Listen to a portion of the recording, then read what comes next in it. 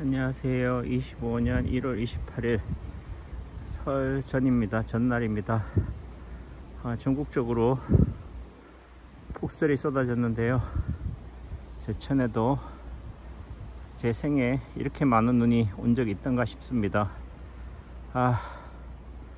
군대를 갔다 왔어야 되는데 전방에서 겨울 내내 눈 치우다가 진절이 나서, 눈이라면은 진저리가 났어야 되는데 이 넓은 마당과 도로를 낭만으로, 환상으로, 착각으로 살았습니다.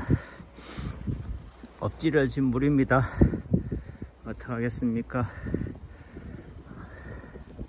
지하수 관정도 고장이 나서 물이 안 나오는 판국에 그래도 물이라도, 눈이라도 내려서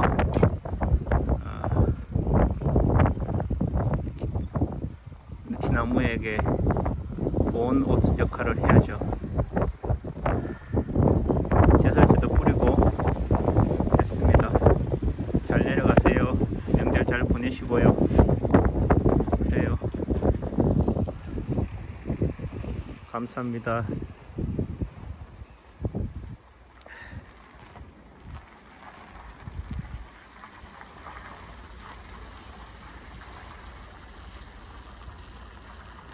감사합니다. 힘드네요. 개고생이라고 그래야 되나요? 삶이, 인류의 역사가 문명이 중력에 한가한 역사다. 오작동이 다름 아닌 눈과의 전쟁이다.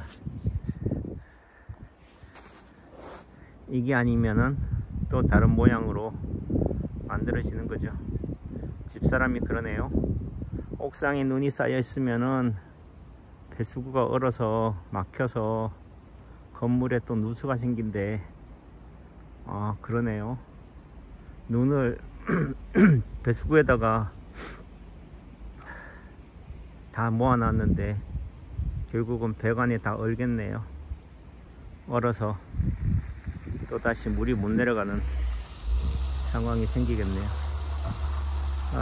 다행입니다. 그래도 눈을 치운 상태에서 차들이 올라와서.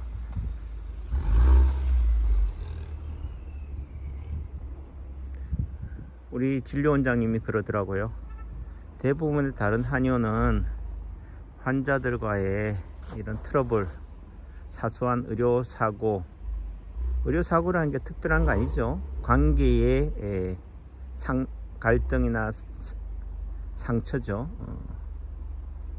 생기는 게 심심찮은데 3년을 있어본 남창기 한의원에서는 눈을 씻고 봐도 찾을 수가 없다. 신기하다. 그런데 최근에 알았습니다. 원장님. 뭔데요? 원장님이 미리 다 걸러내네요. 원장님이 대기실에서 설교하고 하는 과정에서 코로나 기간 동안에 마스크 안 쓰고 대기실에서 활보하는 가운데서 문제가 있을 만한 환자들은 다 필터링 되네요. 맞습니다. 환자들이 저를 못 견뎌하는 거죠. 전에는 치료라는 개념이 단순히 환자의 아픔을 두통이나 현기, 소화 불량 이런 부분들을 해소하는 게 치료라 생각했어요. 실제 인체 파동원리를 제가 배운 목적도 치료 자리를 몰라서 치료를 못했다, 치료가 안 된다라고 생각했죠. 하지만 인체 파동원리를 20년을 공부한 입장에서는 환자의 몸을 치료하는 게 치료가 아니다. 환자의 마음도 함께 다스려야 된다. 어떤 면에서 몸을 지배하는 것은 영혼이니까, 뇌니까. 인체 파동원리도 뇌를 속이라잖아요. 오작동의 해결책은 또 다른 오작동이다. 관심을 딴 곳으로 돌려라. 아침에 눈을 치우는 와중에서도 집사람이 오전에 문을 닫아야 되는 거 아니야? 전화해서 다 예약 취소해야 되는 거 아니야? 그래서 내가 그래도 받을 수 있으면 받아. 나중에는 어떻게 해야 돼 신랑? 마음대로 해. 당신 마음대로. 당신 마음이 내키지 않는데. 또 내지는 오시는 분들한테 물어봤죠. 어떻습니까? 아무래도 제가 열심히 눈 치우는 모습을 보니까 불쌍해서라도 괜찮습니다. 제 차는 사륜이어서 탄력을 받고 올라와서 괜찮아요 하시는 거죠. 하지만은 상처받는 사람들은 뭔가 뺨 맞고 싶은데, 울고 싶은데 뺨을 때리는 격이 되는 거죠. 그래서 트집을 잡게 되어 있다. 왜 이런 날씨에 이렇게 눈도 안 치우고 손님을 예약을 받고 그래요? 이렇게 얘기하는 거죠. 그러니까 우리 집사람의 성격은 미리미리 전화를 다 드려서 열심히 눈은 치우고 있지만은, 그래도 올라오시는 분들은 계시지만 그래도 불편을 드릴 것 같아서 예약 취소도 받습니다. 그렇게 얘기하니까 오히려 상대편이 미안해서 하는 부분들이 되는 거죠. 결국은 날씨 탓이 아니다, 눈 탓이 아니다. 저도 예전에 골프 미쳤을 때는요, 그냥 눈 만난 개마냥 공이 안 굴러가도 손이 꽁꽁 얼어도 그만 치라는 말만 하지 마라, 홀아웃 하라는 말만 하지 마라, 이랬던 기억이 있는 거죠. 다 한때 그런 추억을 가지고 있습니다. 결국은 상황을 어떻게 받아들일 거다, 병을, 암을 어떻게 받아들일 거냐, 부정, 분노, 투쟁, 우울, 수용, 뭐 이런 과정들을 겪잖아요. 인생도 마찬가지다. 아씨, 이거 왜 이런 건물 지어가지고 이렇게 사서 고생해. 이 건물 관리하는 게 이 장난이 아니잖아. 전기도 갈아야 되지. 이제 옥상에 이제는 팬 실외기가 이제는 얼어서 눈에 쌓여서 또 문제가 되는 거죠. 그러니까 이제 그 지붕도 설치해야 되는 상황이 되는 거죠. 이럴 줄 알았으면 진작에 하지. 근데 진작에 하면은 다 돈입니다. 돈이 올라가면은, 견적이 올라가면은 누가 시공을 하겠습니까? 시공사도 몰라서 얘기 안 하는 게 아니다. 해보면은 다 얘기하면은 지레짐작으로 놀라서 포기한다. 예를 들면 파킨슨 병이라든가 이런 병들이 그래요. 사람들은 우습게 생각하죠. 침 맞으면 나사요, 한약 먹으면 나사요. 그래서 안 낫는 핑계를 의사한테 찾는 거죠. 하지만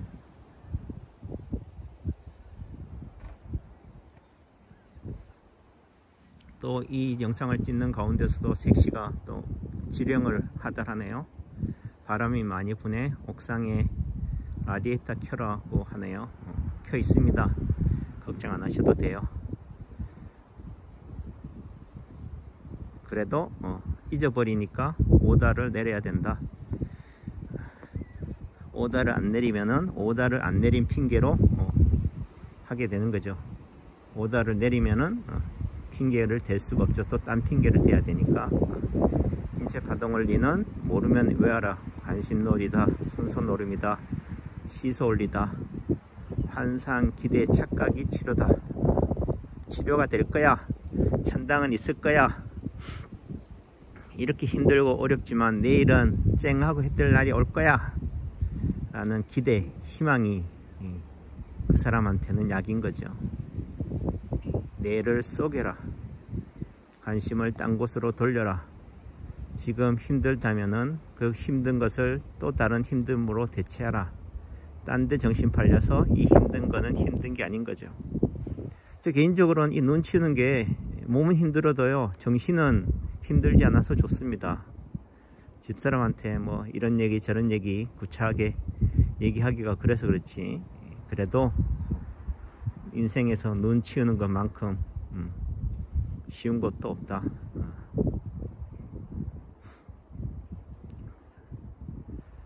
결국은 윤석열 대통령하고 일반 국민, 또는 윤석열 대통령과 민주당, 윤석열 대통령과 김용현 장관, 윤석열 대통령과 홍장원 1차장, 윤석열 대통령과 한동훈, 결국은 다 그 사람들의 갈등이죠. 대립이죠. 순서죠.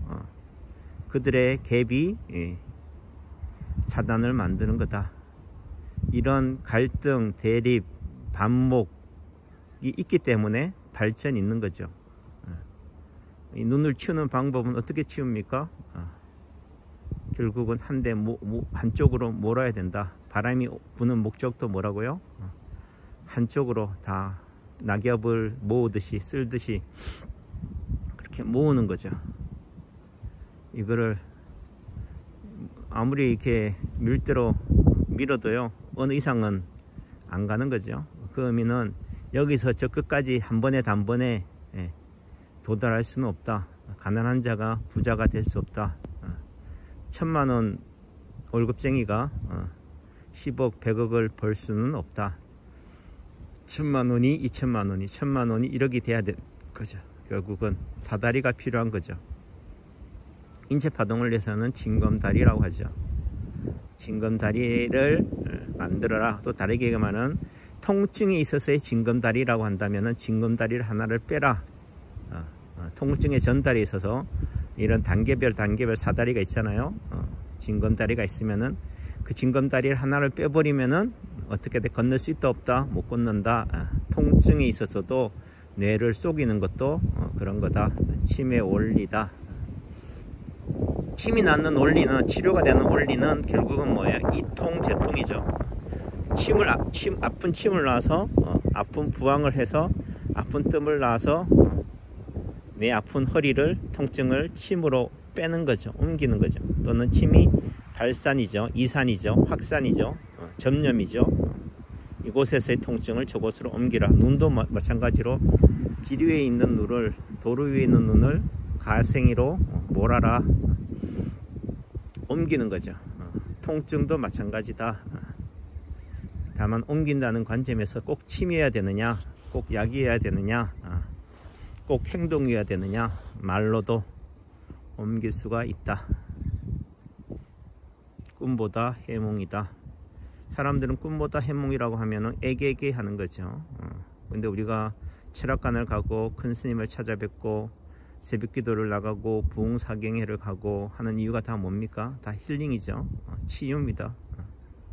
내 힘든 것들을 누가? 목사님이, 스님이, 원장님이, 하나님이, 부처님이 다 가져가세요. 덜어주세요는 거죠. 이산이죠. 그래서 선택과 집중. 눈이 한 군데 이렇게 몰려 있으면 이걸 어떻게 돼요?